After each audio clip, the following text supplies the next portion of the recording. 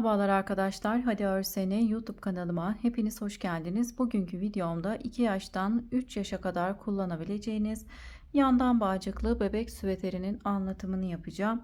Süveterimizi 3,5 numara şiş kullanarak ördüm. 1,5 yumaktan biraz fazla ip kullandım arkadaşlar. İkinci yumaktan çok az ipim kaldı. İpim 100 gramı 250 metre uzunluğunda olan anti peeling özelliğe sahip bir ip. Kartopu Baby One. Bu renkte örmek isterseniz renk kodu K258. Süveterimizin ölçüleri şöyle. Beden genişliği 29 santim. Omuz kısmından beden uzunluğu ise ön parçamızın uzunluğu 33 santim, arka parçamızın uzunluğu ise 37 santim arkadaşlar. Ön parçamızın uzunluğu arka parçadan 3-4 santim kadar daha kısa. Kanalıma abone değilseniz ücretsiz olarak abone olabilirsiniz. Beğeni ve yorumlarınızla desteklerseniz sevinirim.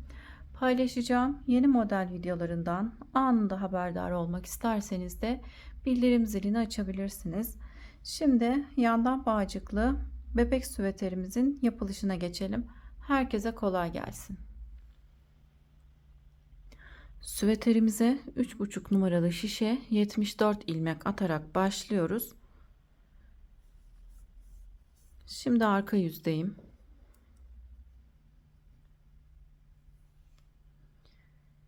İlk ilmeği örmeden alıyorum. Bir ilmek düz, bir ilmek ters örüyorum. Bir ilmek düz, bir ilmek ters.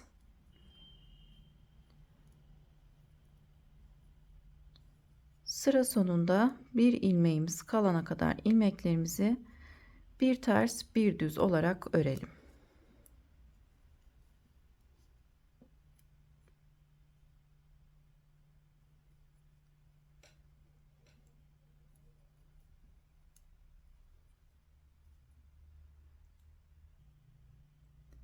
Sıra sonunda bir ilmeğim kalana kadar ilmeklerimi bir ters bir düz olarak ördüm. En son bir ilmek ters ördüm. Sondaki ilmeği düz olarak örüyoruz. Her zaman sıra sonundaki ilmeği düz olarak örüp sıra başında örmeden alıyoruz. İlk ilmeği örmeden aldım. Sıra düz ilmeğimde düz ilmeğimi düz olarak örüp ters ilmeğimi ters olarak örüyorum. Düz gördüğüm ilmekleri düz, ters gördüğüm ilmekleri de ters olarak örüyorum. Yine sıra sonunda bir ilmeğimiz kalana kadar ilmeklerimizi bir ters bir düz olarak örelim. Toplamda lastik kısmımız 9 sıra olana kadar bir ters bir düz olarak örüp daha sonra model kurulumuna geçelim. Süveterimizin lastik kısmını 9 sıra bir ters bir düz olarak ördüm. Şimdi model kurulumuna geçeceğim. Sıra başında 7 ilmeğimiz yine bir ters bir düz olarak devam edecek. Sıra sonunda da yine 7 ilmeğimiz bir ters bir düz olarak devam edecek. Sıra başındaki ilmeği örmeden alıyorum. Bir ilmek düz, bir ilmek ters, bir ilmek düz, bir ilmek ters, bir ilmek düz, bir ilmek ters örüyorum. 2 4 6 7. Sıra başındaki 7 ilmeğimiz bir ters bir düz devam edecek. Şimdi modelden önce 2 sıra haroşa öreceğiz. Haroşamı her iki yönde de tersten örüyorum. Sıra sonunda 7 ilmeğimiz kalana kadar ilmeklerimizi ters olarak örelim.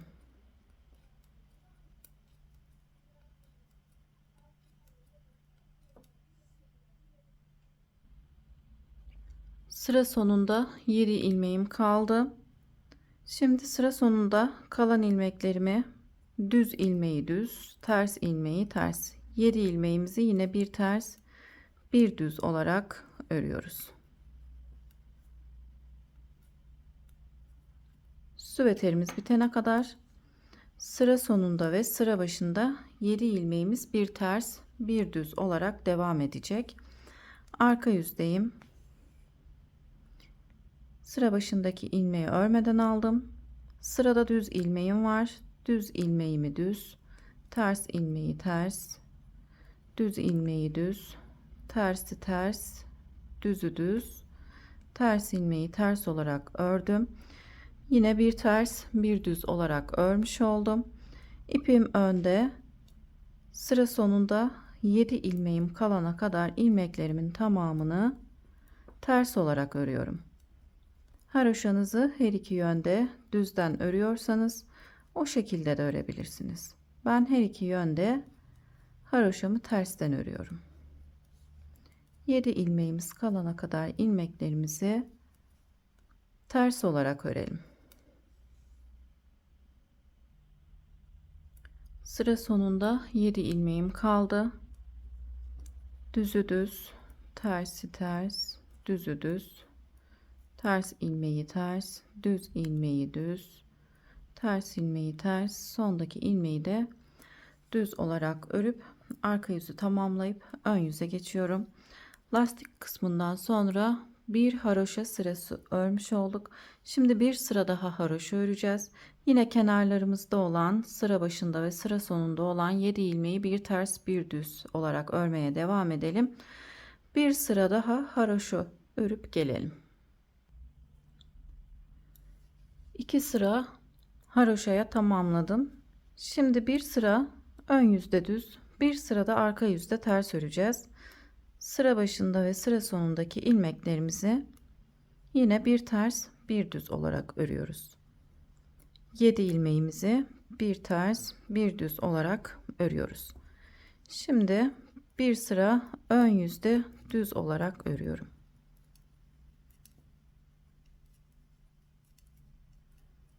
Sıra sonunda 7 ilmeğimiz kalana kadar ilmeklerimizi düz olarak örelim.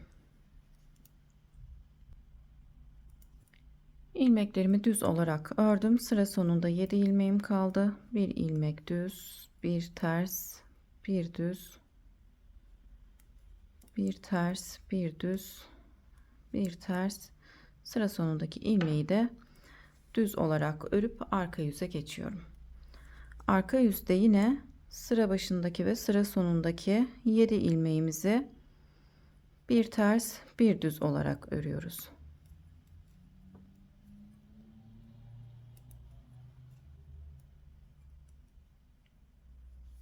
Yedi ilmeğimizi ördükten sonra arka yüzde ilmeklerimizi ters olarak örüyoruz. Sıra sonunda 7 ilmeğimiz kalana kadar ilmeklerimizi ters olarak örelim. Sıra sonunda 7 ilmeğim kalana kadar arka yüzde ilmeklerimi ters olarak ördüm. Kalan 7 ilmeği bir ters bir düz olarak örüp ön yüze geçiyorum. Şimdi bu sırada modelimizi kuracağız. Yine sıra başındaki 7 ilmeği bir ters bir düz olarak örüyorum yönlerine göre. Tersi ters, düzü düz, tersi ters olarak örüyorum. 7 ilmeğimizi ördükten sonra 2 4 6 7 model kurulumuna geçiyorum. Modelimiz 2 sıradan oluşuyor arkadaşlar. Bir sıra ön yüzde, bir sırada arka yüzde örerek modelimizi 2 sırada tamamlıyoruz. Şimdi 1 2 7 ilmekten sonra 2 ilmek sayıyorum. Aradaki boşluğa batıyorum. Alttan dolama yapıp çıkıyorum. Daha sonra üstten dolama yapıp 2 ilmeğin içerisine arkadan girip tekrardan bir ilmek çıkarıyorum. 2 ilmek içinden 3 ilmek çıkarmış olduk. Yine 1 2 ilmek sayıp arasına batıp alttan dolama yaparak bir ilmek çıkarıyorum. Üstten dolama yapıp 2 ilmeğin içerisine arkadan girip alttan dolama yaparak bir ilmek daha çıkarıyorum. 3 ilmek çıkarmış olduk. 1 2 aradaki boşluğa girip Alttan dolama yapıp birinci ilmeği çıkarıyorum. Üstten dolama yaparak ikinci ilmek, 2 ilmeğin içine arkadan girip alttan dolama yaparak üçüncü ilmeğimi çıkarıyorum. 2 ilmek içerisinden 3 ilmek çıkarıyoruz. Sıralamamız bu şekilde devam ediyor.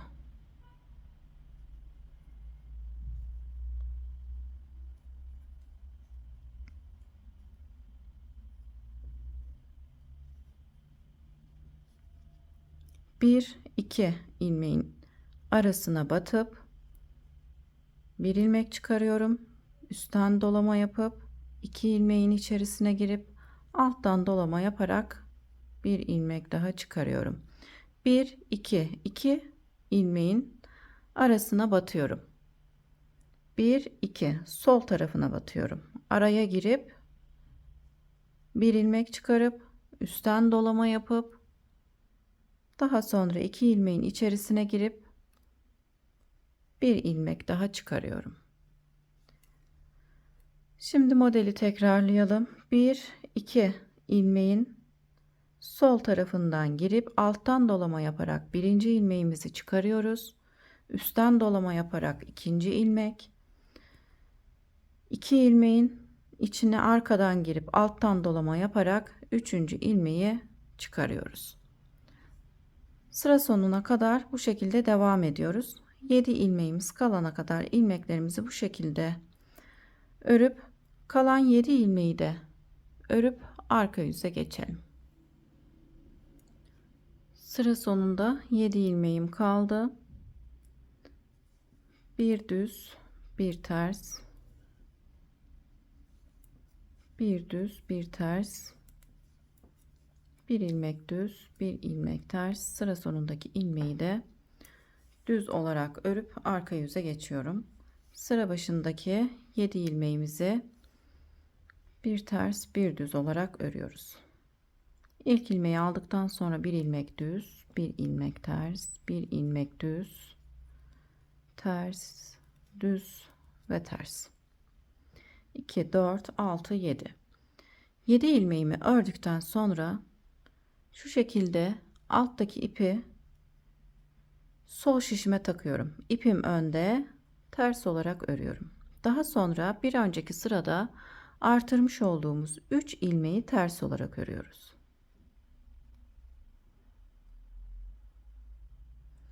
Yine alttaki ipi şişime takıp ters olarak örüyorum. 3 ilmeği birlikte örüyorum. Ters olarak örüyorum. Alttaki ipi şişime takıp ters olarak örüyorum. 3 ilmeği birlikte örüyorum. Yine 2 ilmeği 3 ilmeğe çıkarmıştık. Burada tekrardan 2 ilmeğe düşürüyoruz. Alttaki ipi şişime takıp ters olarak örüyorum. 3 ilmeği birlikte örüyorum. Yani kesmiş oluyorum burada ilmekleri. Tekrar alttaki ipi şişime takıp 3 ilmeği birlikte örüyorum. Sıra sonuna kadar bu şekilde örerek devam edelim. 7 ilmeğim kalana kadar modelimi ördüm arkadaşlar. En son 3 ilmeği birlikte ördüm. Daha sonra buradaki ipi şişime takmıyorum arkadaşlar. Buradaki ipi de takarsak bir ilmek artırmış oluruz. O yüzden en son 3 ilmeği birlikte örüp daha sonra 2 4 6 7 ilmeğimizi örmeye geçiyoruz. Bir düz, bir ters. Bu önemli arkadaşlar. 3 ilmeği birlikte ördükten sonra 7 ilmeği örmeye geçiyoruz. Bu arada artırma yapmıyoruz. O zaman ilmek sayımızda her modelde bir ilmek artmış olur. Burada artırma yapıyoruz. Burada sıra başında yani arka yüzde örerken sıra sonunda artırma yapmıyoruz. Şimdi bir sıra ön yüzde düz, Bir sırada arka yüzde ters öreceğiz. Yine kenarlarımızda olan 7 ilmeğimizi bir ters bir düz olarak örmeye devam ediyoruz.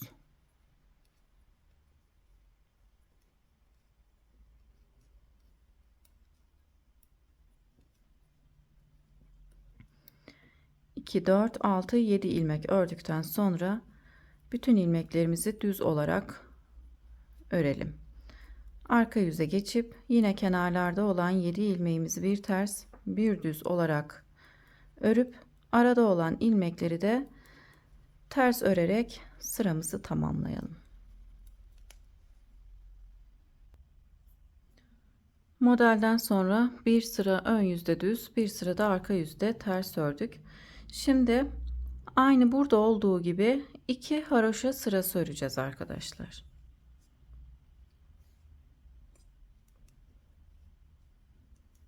Yine kenarlarda olan 7 ilmeğimizi bir ters bir düz olarak örüyorum. Daha sonra kalan yani arada olan ilmekleri ters olarak örüyorum. Şimdi 2 haroşa sırasını tamamlayıp gelelim.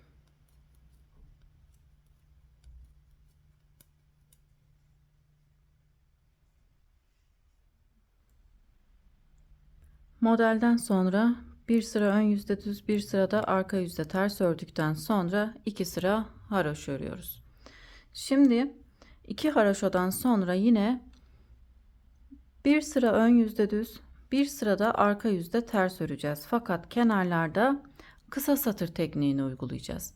Kenarlarımız bir ters bir düz olduğu için sarkma olmaması için kısa satır tekniğini uygulayacağız. Kenarlarımız haroşa olsaydı kendisini topluyordu arkadaşlar. Bir ters bir düz olunca kendisini aşağı doğru bırakıyor. O yüzden kısa satır tekniğini uygulayacağız. Sıra sonunda kısa satır tekniğini uygulayacağım. 7 ilmek bir ters bir düz olarak ördükten sonra sıra sonunda 7 ilmeğim kalana kadar ilmeklerimi düz olarak örüyorum. 2 haroşadan sonra bir sıra ön yüzde düz, bir sırada arka yüzde ters örüp daha sonra tekrar 2 sıra haroşa öreceğiz.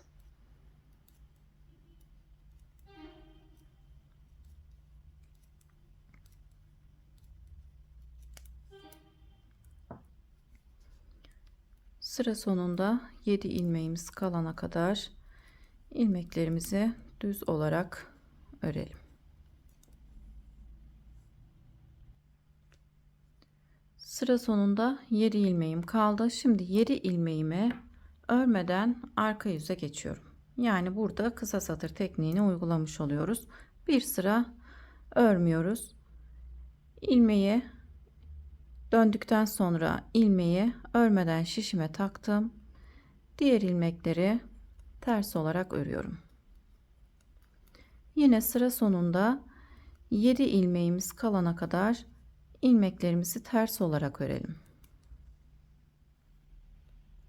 Sıra sonunda 7 ilmeğim kalana kadar arka yüzde ilmeklerimin tamamını ters olarak ördüm. Yine burada kısa satır tekniğini uygulayacağız. Burada olan 7 ilmeğimizi örmeyeceğiz. Eşit olması için hem burada hem de burada örmeden dönüyoruz.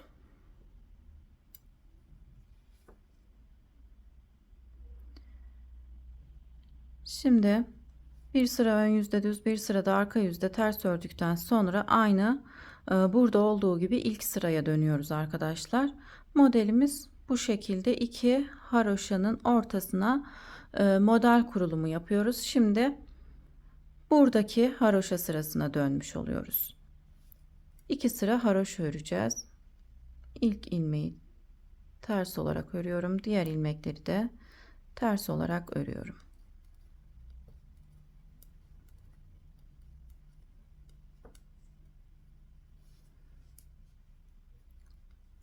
Düz olan yani bu arada her zaman kısa satır tekniğini uygulayacağız arkadaşlar.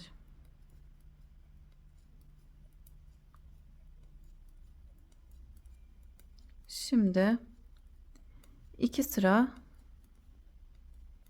haroşa örelim. Bu defa burada olan ilmekleri örüyoruz arkadaşlar.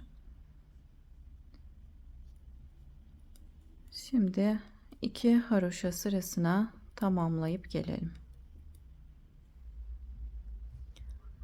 2 haroşa sırasına tamamladım. İlk modelden önce örmüş olduğumuz gibi yine bir sıra ön yüzde düz, bir sırada arka yüzde ters örüp tekrardan model kuracağız. Yine kenarlarda olan 7 ilmeği bir ters bir düz olarak örelim.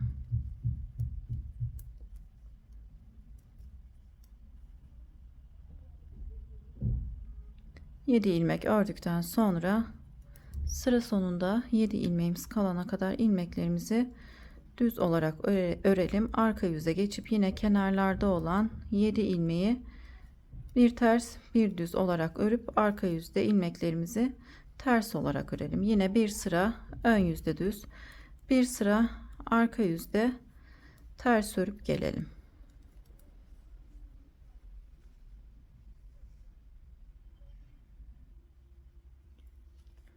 Bir sıra ön yüzde düz, bir sırada arka yüzde ters ördüm. Şimdi burada olduğu gibi model kurulumuna geçiyoruz.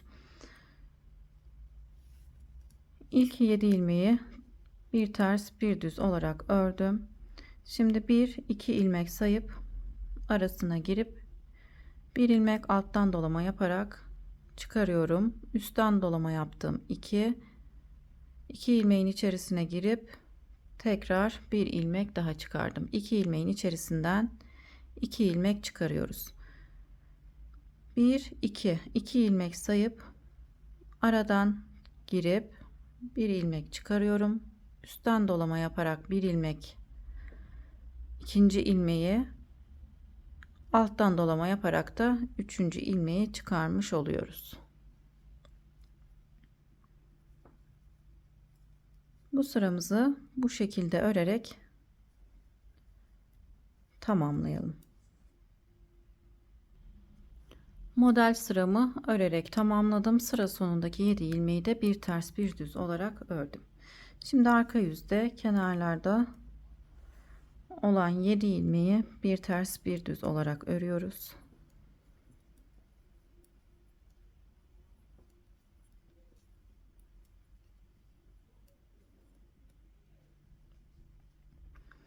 Şimdi buradaki altta olan ipi şişime geçirip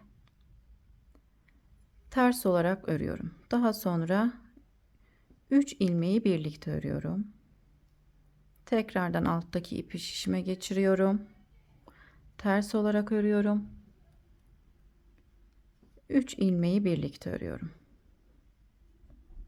Önce 2 ilmeği 3 ilmeğe çıkardık. Şimdi 3 ilmeğimizi de hem alttaki ipi şişe takarak bir ilmek burada keserek de bir ilmek burada örmüş oluyoruz. Tekrardan 2 ilmek örmüş oluyoruz. Sıra sonunda modelden sonra alttaki ipi örmüyoruz arkadaşlar. Artmasın diye, ilmek sayımız artmasın diye 3 ilmeği birlikte ördükten sonra kalan 7 ilmeği yine bir ilmek düz bir ilmek ters olarak örmeye devam ediyoruz. Şimdi model sırasından sonra burada olduğu gibi 2 sıra öreceğiz. Bir sıra ön yüzde düz, bir sırada arka yüzde ters öreceğim. Daha sonra 2 haroşa sırası örüp şu şekilde 2 haroşanın ortasına modelimizi uygulamış olacağız. Daha sonra buradaki 2 haroşayı ördükten sonra bir sıra ön yüzde düz, bir sırada arka yüzde ters öreceğiz. Tam bu arada kısa satır tekniğini uygulayacağız arkadaşlar. Hem bu köşede kısa satır tekniğini uygulayacağız, hem de bu köşede kısa satır tekniğini uygulamış olacağız. Kenarlarımızın sarkmaması için tam 2 haroşanın arasındaki düz sırada kısa satır tekniğini göstermiş olduğumuz gibi uygulayalım arkadaşlar. Bu şekilde ön parçamızı yakasına kadar örelim. Daha sonra yakamız için kesimlere geçelim. Ön parçamızı yakasına kadar ördüm. 1 2 3 4 5 6. 6. modelden sonra 2 haroşa sırası ördüm. İkinci haroşa sırasını ön yüzde ördüm. Şimdi arka yüzde kesimlerimize geçeceğim. İlmeklerimi de şu şekilde ayırdım. Bu kenarda 30 ilmeğim, bu kenarda da 30 ilmeğim, orta kısımda 14 ilmeğim var. Şimdi arka yüze geçiyorum. Arka yüzde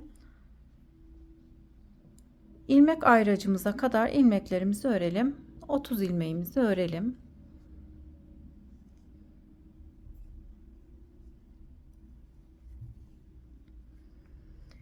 Yine kenarlarda olan 7 ilmeğimizi bir ters bir düz olarak örüyoruz.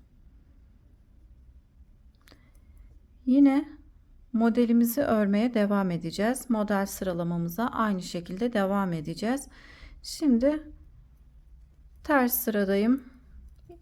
İlmeklerimi ters olarak örüyorum. İlmek ayracına kadar ilmeklerimizi ters olarak örelim.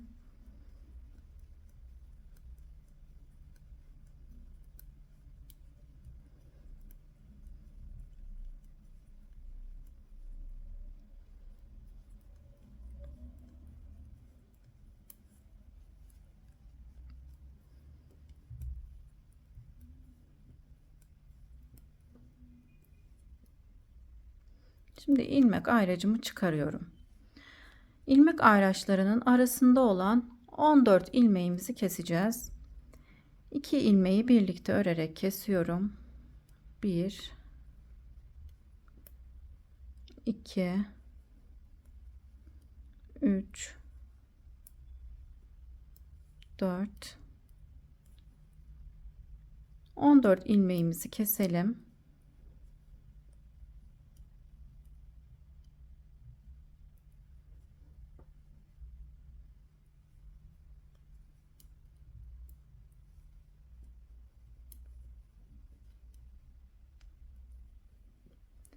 İlmek ayraçlarının arasında olan 14 ilmeğimizi bu şekilde 2 ilmeği birlikte örerek kesiyoruz. Şimdi ilmek ayracımı buradan çıkarıp bu ilmeği de keseceğim.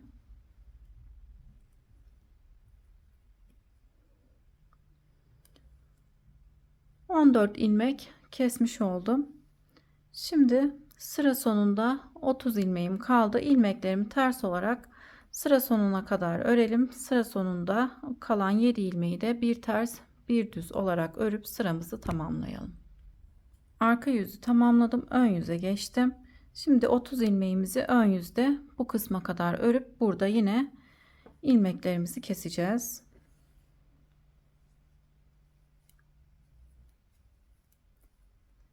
Yedi ilmeğimi bir ters bir düz olarak örüyorum.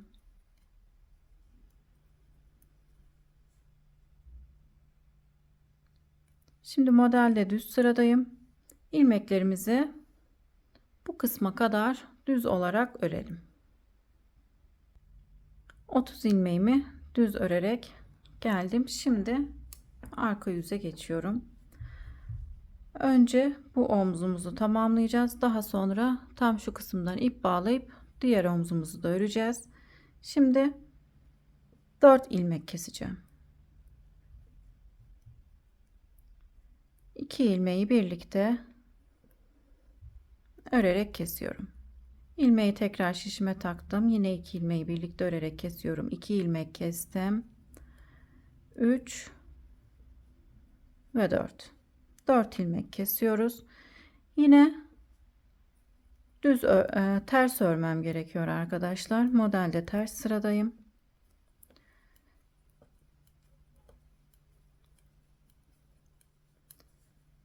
Sıra sonundaki 7 ilmeğimizi de bir ters bir düz olarak örüp sıramızı tamamlayalım.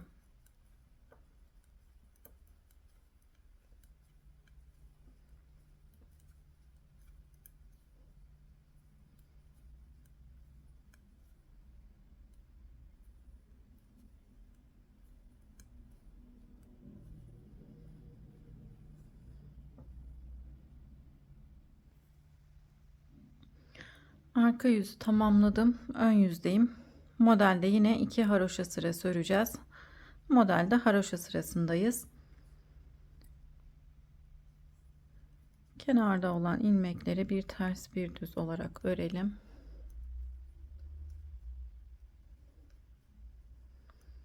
Yedi ilmek ördükten sonra diğer ilmeklerimi ters olarak örmeye devam ediyorum.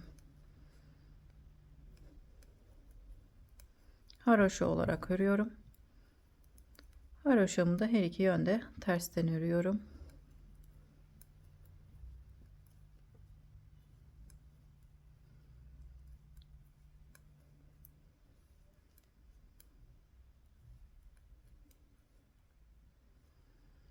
Sondaki ilmeği düz olarak örüyorum. Şimdi arka yüze geçtim. Bu sırada yine 4 ilmek keseceğim. 2 ilmeği birlikte örerek kesiyorum. 1 2 3 ve 4. 4 ilmek yine kestikten sonra ilmekleri ters olarak örüyorum.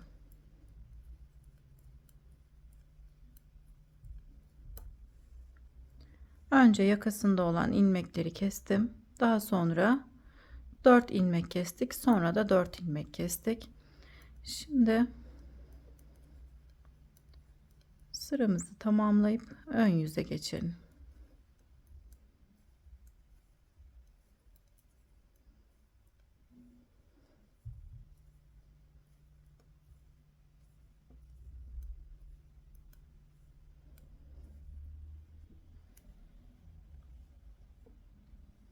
Ön yüze geçtim. Modelde ikinci haroşa sırasındayım. Kenarda olan 7 ilmeği bir ters bir düz olarak örelim. Diğer ilmeklerimizi haroşa olarak örüp sıramızı tamamlayalım.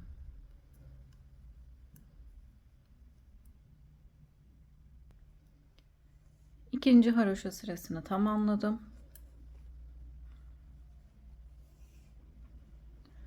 Arka yüze geçtim. Şimdi 3 ilmek keseceğim. 2 ilmeği birlikte örüp birinci ilmeği kestim. İkinci ilmeği kestim. Yine 2 ilmeği birlikte örerek üçüncü ilmeğimi kestim.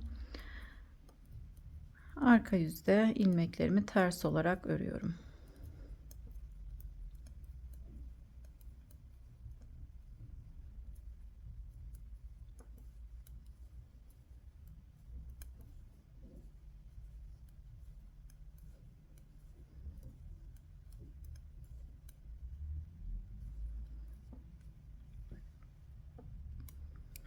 Şimdi modelde düz sıradayız.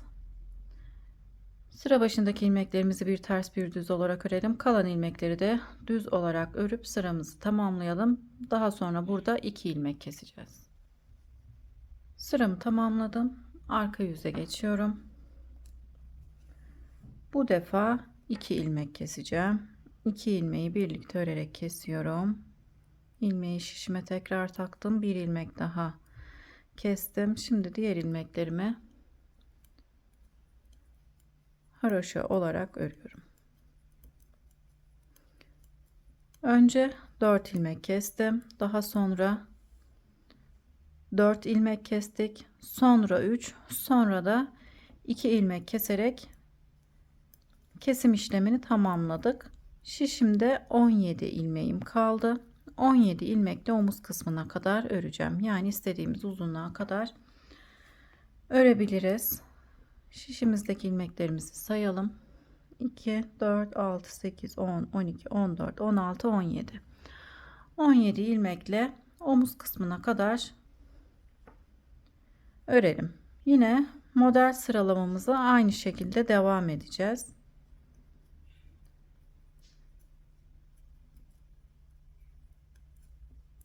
Yedi ilmeği ördükten sonra aynı modelimizi örmeye devam ediyorum.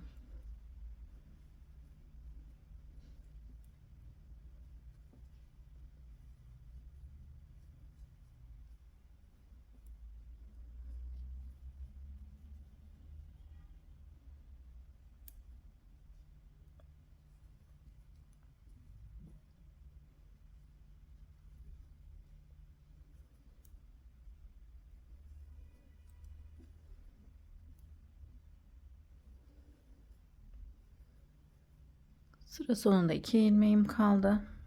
İkisini de düz örerek sıramı tamamladım. Bu şekilde omuz kısmına kadar sıralamaya dikkat ederek örelim arkadaşlar. Daha sonra diğer omuz kısmını örmeye geçeceğiz. Omuz kısmına kadar ördüm. İlmeklerimi de ilmek tutucuya geçirdim. Daha sonra örerek birleştireceğiz. İpimi de biraz uzun kestim arkadaşlar. Bir iki model yaptım kesimlerimi tamamladıktan sonra.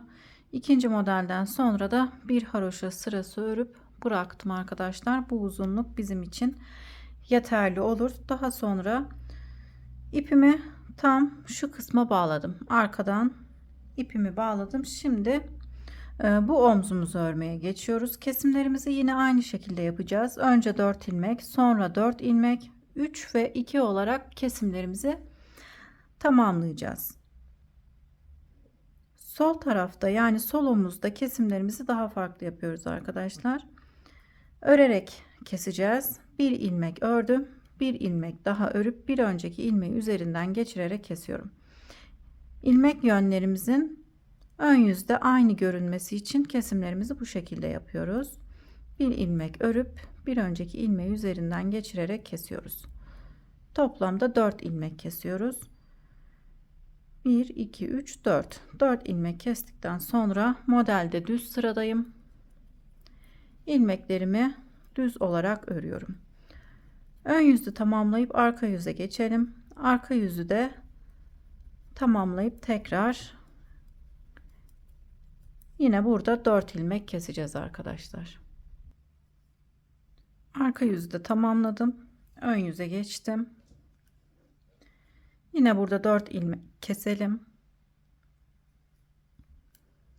Bir ilmek örüp bir önceki ilmeği üzerinden geçirerek kesiyoruz. 2 3 4 ilmek kestim. Haroşa sırasındayım. İlmeklerimi haroşa olarak örüyorum. Model sıralamasında haroşa sırasındayız. Ön yüzü ve arka yüzü tamamlayıp tekrar kesim yapalım.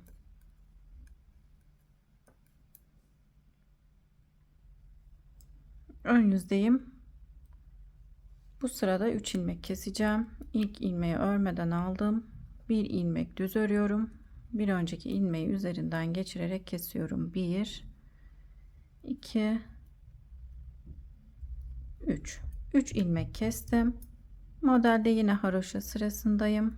İkinci haroşa sıramızı örüyorum.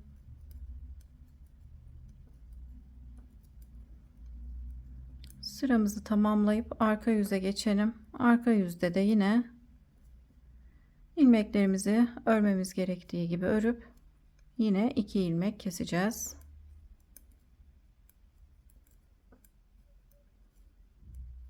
Arka yüzü tamamlayıp gelelim. Ön yüze geçtim. Bu sırada 2 ilmek kesiyorum. İlk ilmeği örmeden aldım. Bir ilmek düz örüp bir önceki ilmeği üzerinden geçirerek kesiyorum. Bir ilmek daha kesip düz sırada olduğum için ilmeklerimi düz olarak örüyorum. Şişimde 17 ilmeğim kaldı. 17 ilmekle omuz kısmına kadar öreceğim. Diğer omuzu kaç sıra ördüysek bu omzumuzu da o kadar örüp ön parçamızı tamamlayalım arkadaşlar. Bu omzumuzu iki modelden sonra bir haroşa sırası örüp bırakmıştım. Bu omzumuzu da o kadar örüp ön parçamızı tamamlayalım. Bu omzumu da örüp tamamladım. İlmeklerimi yine ilmek tutucuya geçirip bıraktım arkadaşlar. Ön parçamızı tamamlamış olduk. Arka parçamızın yapımına geçelim. Ben arka parçamı örüp hazırladım. Arka parçamızı da aynısı gibi örüyoruz. Fakat ön parçadan bir model uzun örüyoruz. Arka parçamıza da 74 ilmekle başladım. 9 sıra bir ters bir düz olarak ördüm. Ön parçada modeli kurmuş olduğumuz gibi arka parçada da kurup devam ettim. Yine bu aralarda iki haroşanın arasında kısa satır tekniğini uyguladım. Arka parçamızda 1 2 3 4 5 6 7 8 model ördükten sonra yine ense kısmında kesimlerimiz olacak. İlmeklerimi de şu şekilde ayırdım. 27 ilmek bu kenarda, 27 ilmek de bu kenarda, ortada ise 20 ilmeğimiz var. Önce ortada olan 20 ilmeğimizi keseceğiz. Modelden sonra 2 haroşa sırası ördüm. İkinci haroşa sırasını ön yüzde ördüm. Şimdi arka yüzü örmeye geçiyorum. Arka yüzümüzü ise tam ilmek ayracımızın olduğu kısma kadar örelim. Arka yüzde 27 ilmeğimi örerek ilmek ayracıma kadar geldim. Şimdi ilmek ayracımı çıkarıyorum. Diğer ilmek ayracına kadar ilmeklerimizi keseceğiz. Yani 20 ilmeğimizi keseceğiz. Şu şekilde 2 ilmeği birlikte örerek kesiyorum. 1 ilmeği tekrar şişe takıp 2 ilmeği birlikte örerek kesiyorum. Ön parçada kesimlerimizi yapmış olduğumuz gibi arka parçada da aynı şekilde kesiyoruz. Diğer ilmek ayracımıza kadar ilmeklerimizi bu şekilde keselim. İlmek ayracıma kadar ilmeklerimi keserek geldim. İlmek ayracımı çıkarıp bu ilmeği de şişime takıp bu ilmeği de kesiyorum. Sıra sonunda 27 ilmeğim kaldı. 27 ilmeğimizi örerek sıramızı tamamlayıp ön yüze geçelim.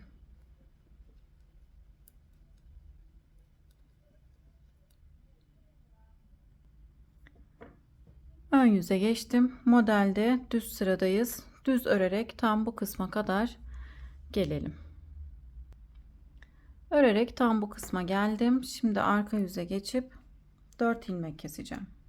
Önce 4 ilmek, daha sonra 3 ilmek, tekrar 3 ilmek keserek omuz kısmımızda ön parçada olduğu gibi 17 ilmeğimiz kalacak.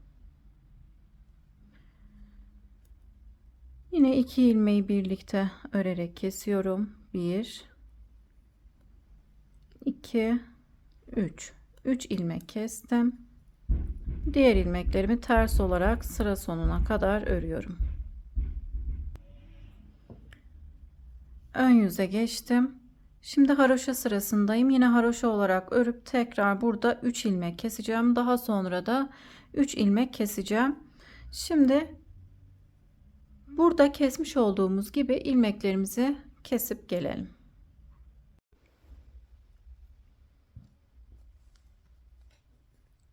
Kesimlerimi yaptım. En son kesim yaptıktan sonra bir sıra ön yüzde, bir sıra da arka yüzde ördüm. 4 3 ve 3 olarak kestik. Şişimde 17 ilmeğim kaldı.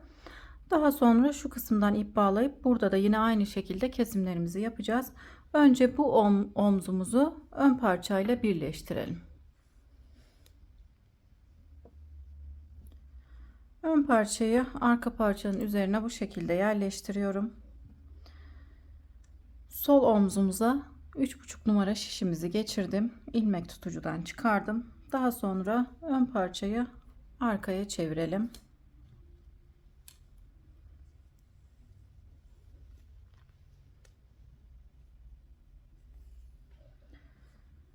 Omuzlarımızı tığ yardımıyla birleştireceğim.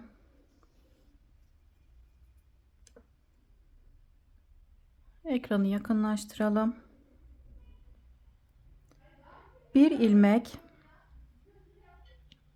arka parçadan, bir ilmek de ön parçadan alıp şu şekilde ikisini birlikte örüyorum.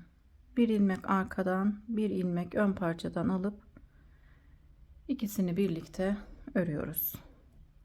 Omuzları bu şekilde tığ yardımıyla birleştiriyoruz.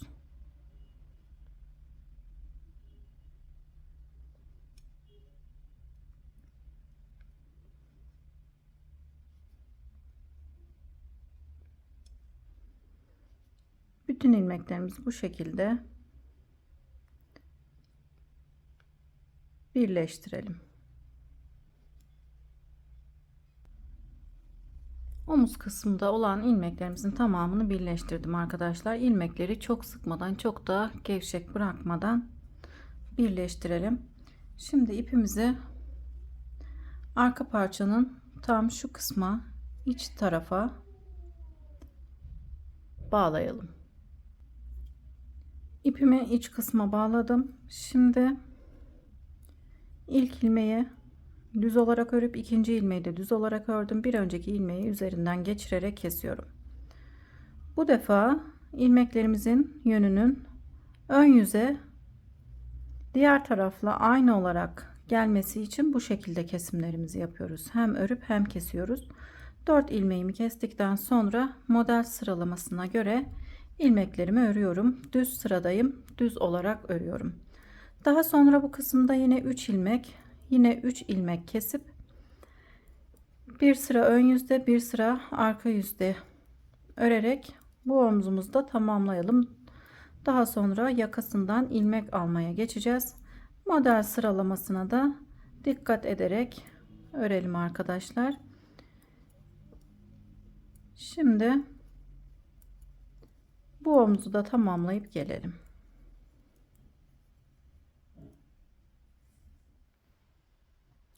Arka parçamızın bu omzunu da tamamladım. 2 haroşa sırası ördükten sonra bir sıra ön yüzde düz ördüm. Daha sonra ilmeklerimi ilmek tutucuya geçirdim. Şimdi yakasından ilmek alıp yakasını öreceğiz. Daha sonra bu omuzu birleştireceğiz. Daha önce bu omzumuzu birleştirmiştik. İpimi tam şu kısımdan bağladım. Ön parçamızın birleştirmediğimiz omuz kısmının tam arkasından ipimi bağladım. Daha sonra ilmekleri tığ yardımıyla alacağım.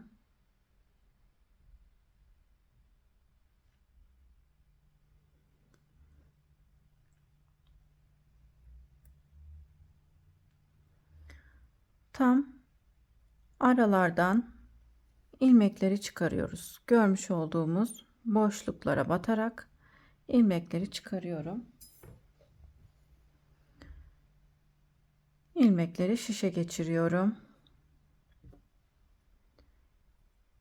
İlmekleri çıkarmaya devam ediyoruz.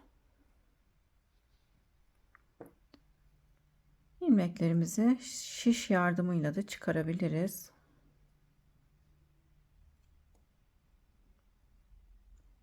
Sondaki ilmeğin aralarına batarak tam şuralardaki boşluklara batarak ilmeklerimizi çıkaralım.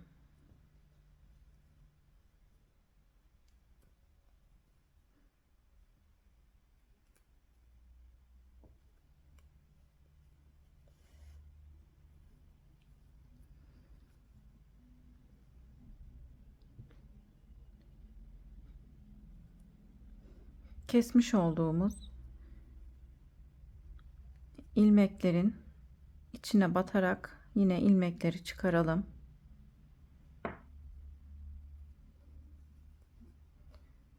Yaka kısmını keserken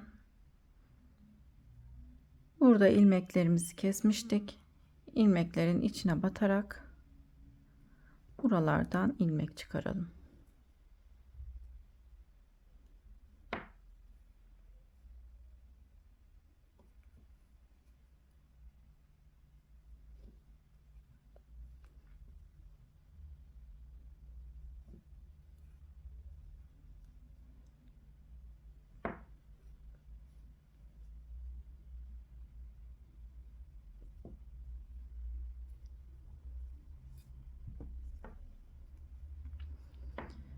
Kesmiş olduğumuz ilmeklere batarak ilmeklerimizi çıkaralım.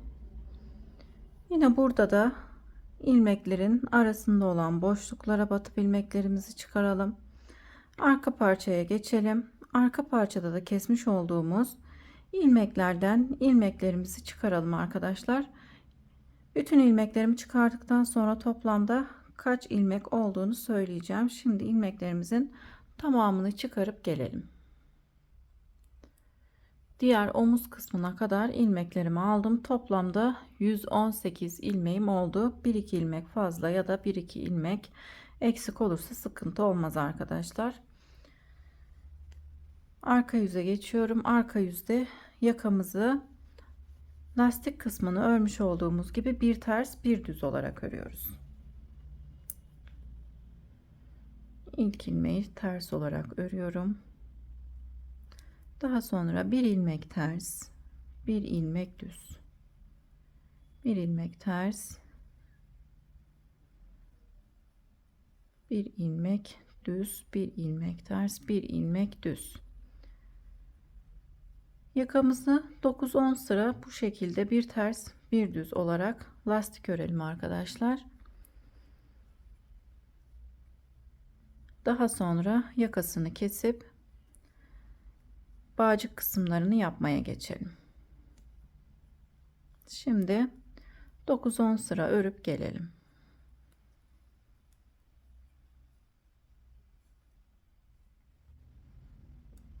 Yakasını bir ters bir düz olarak 9 sıra ördüm.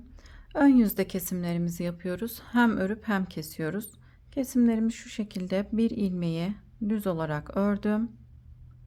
Bir önceki ilmeği üzerinden geçirerek kesiyorum. Ters ilmeğimi ters olarak örüp ipimi arkaya aldım. Bir önceki ilmeği üzerinden geçirerek kesiyorum. Düz ilmeğimi düz örüp bir önceki ilmeği üzerinden geçirerek kesiyorum. Ters ilmeğimi ters örüp ipimi arkaya alıp bir önceki ilmeği üzerinden geçirerek kesiyorum.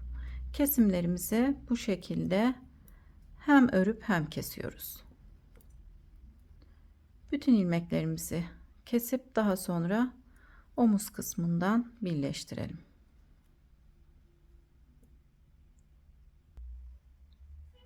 Yakasında olan ilmekleri kestikten sonra en son ilmeği şu şekilde tığıma geçirdim. Omuzda olan ilmekleri de yine şişlere geçirdim arkadaşlar. İlmek tutucudan çıkarıp şişlere geçirdim. Tığ yardımıyla omuz kısmını birleştirelim. Tam şu kısma batalım. Daha sonra buradaki ilmeği içerisinden geçirelim. Bir zincir çekerek buraya sabitliyorum. Daha sonra son ilmeklerin içerisine girip bu şekilde tığ yardımıyla birleştiriyorum. Yine sondaki ilmeğin içerisine girip tığ yardımıyla birleştiriyorum.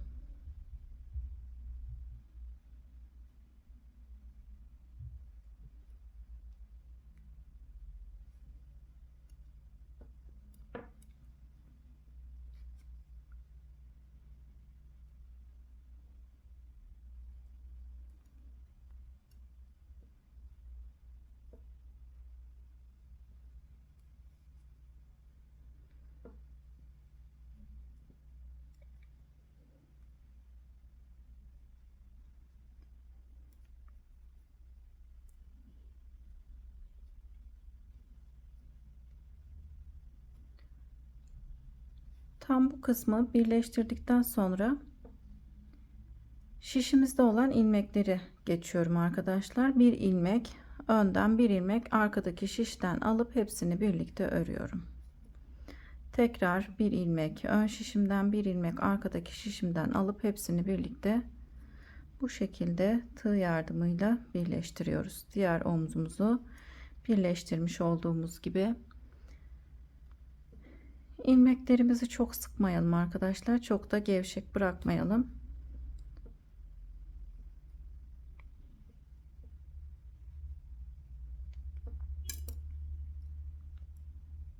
Şimdi bütün ilmekleri bu şekilde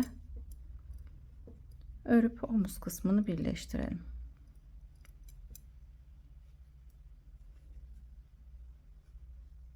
Daha sonra burada kalan iplerimizi ilmeklerin aralarından geçirerek gizleyelim.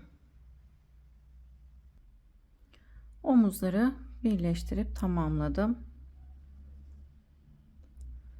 Şimdi kenarlarına bağcık yapacağız arkadaşlar. Ben önlere bağcıklarımı yaptım. 1 2 3 4 dördüncü model sırasının tam karşısına bağcıklarımı yaptım. Şimdi bağcıklarımı nasıl yapıyorum göstereyim. Arkasına birlikte yapalım.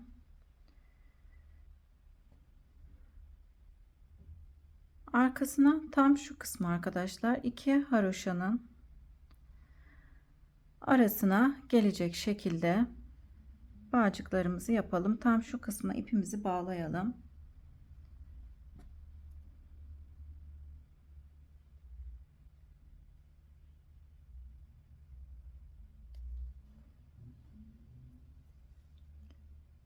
Tam iki haroşamızın arasına gelecek şekilde ipimi bağladım. 3 ilmek çıkaracağım tam buradan. 1 2 3. Daha sonra çıkarmış olduğum ilmekleri şu şekilde şişe geçiriyorum. Diğer şişimi aldım.